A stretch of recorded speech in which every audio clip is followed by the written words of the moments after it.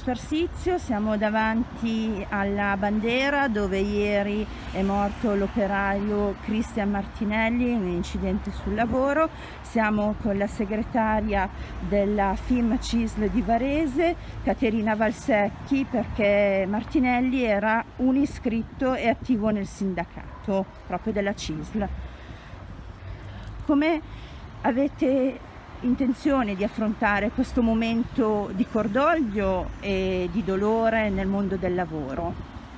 Sì, noi oggi siamo qui naturalmente perché è una giornata di lutto, di una tragedia grave, e oggi c'è sicuramente l'obiettivo di stare con i lavoratori, vicini alla famiglia, e vicini ai compagni di lavoro che hanno subito questa tragedia.